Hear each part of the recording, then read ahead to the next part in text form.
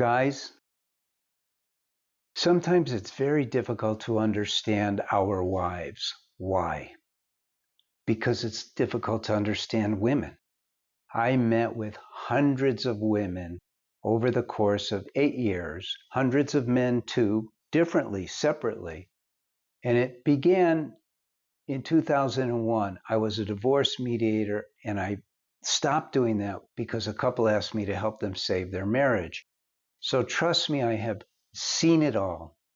And what I'm going to share with you is really going to make a huge difference in your marriage and in your own life. You want your wife to be soft, tender, loving. You don't want her yelling at you. You don't want her complaining. You don't want her bitching and moaning. I know. But I'm going to tell you right now, sometimes they're going to anyway, no matter what.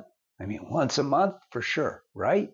And sometimes there's other times. I used to tell women, I said, your husband's mind, if you were to open up his head, you would see straight lines, triangles, pyramids, blocks, circles. Everything would be super definable. And the women go, yeah, I get that. And I'd say, now, if I opened up your head, what we would see in your mind is boiling spaghetti. And they always laughed. They liked that analogy. And they agreed. Yeah. And I told them, I said, your husband doesn't understand you. You don't understand you. None of your friends understand you. But what you must do for your wife to open her heart to you, and this is sometimes difficult for men, what you must do is you must do the inner work based on sort of the scientific understanding of how women work. Now that's kind of a tease. So here I'm going to explain something to you. Women are natural lovers. They're natural at it. You see a woman with a child. It's amazing. The child wants to hug her, looks at her with eyes of love, looks at you with, who are you? Right? It's the male-female thing. Now, some women are much stronger with that. The kids are like attracted to her like bees to honey. And the reason why is because nature created women to have an open heart because they have to. Because who's going to take care of these bratty little kids? I mean, come on, let's be real. I saw something not too long ago where a guy was watching his child. It was at a Starbucks. He was watching his child, and the kid was just screaming its head off. And he had enough. And he was just kind of looking into space, hoping the kid would stop. He didn't even try. The kid was probably 2 years old or something like that. I don't know. And finally, the wife comes by. She sits down next to the kid, holds the kid. The kid immediately stops crying, puts his head on her chest, and that's it. And that's the truth. And it's because nature created mothers. Your wife is not just your wife. Essentially, according to nature, she's the mother. And that's what you need to keep in mind. Now, the mother has much different expectations than the father. And you need to tune into that. Now, there's things you definitely should not do.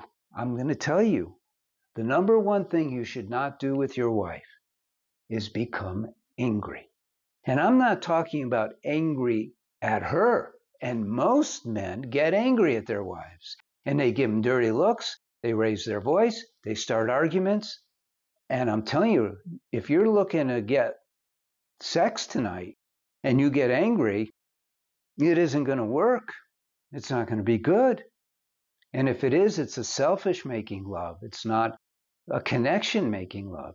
Never get angry in front of your wife. It scares them at a very deep level.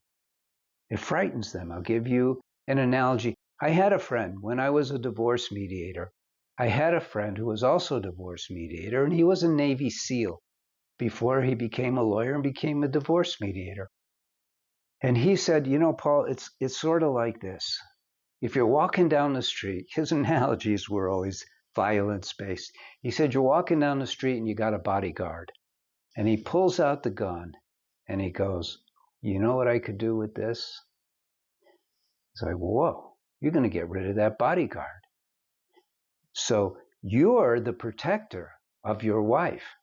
And your anger is one of your guns. It's one of your weapons. You don't get to use it on her. You don't get to show it to her.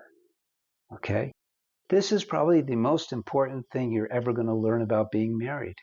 Never, ever allow your wife to see you angry. When I get angry, and I do this also with my daughters, I don't let them see me to the best of my ability. Now, my wife is very strong-willed. She's going to make me see her anyway, but I do my best to contain that anger. Fortunately, I don't get angry for long when I do get angry, and that helps, but it's very, very important. And then what you need to do in reverse of that is you need to learn to cultivate your love and devotion to your wife. This is very important. They don't respond to the outer you. You think they do.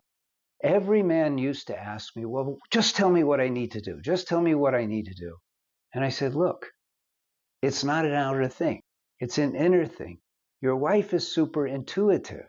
She's going to know you're faking it. She's going to know you're doing it just to bring peace. You need to do the inner work. This is why I wrote a couple books. More important than, well, the books are great. Get one of the books. Either Breaking the Cycle or Lessons for a Happy Marriage is going to change your life. But if your marriage is in trouble, get the online course for men. It's going to change everything. Take a look at the reviews we have. I don't even put up all the reviews on the website. You know, there's so many that come in that are positive. I can't remember ever getting a negative review from anybody. I've been doing this since 2001 because I found the scientific marriage doctrine, you might say. Okay, enough. I'm Paul Friedman. I founded the Marriage Foundation. Do me a favor. It's not going to cost you anything. Subscribe to the channel, like the video, leave a comment. You could tell me what you think. It's fine. I've heard it all. I've seen it all. I'm here to serve you and help you have the most amazing marriage you've ever had. God bless you and take care. Thanks.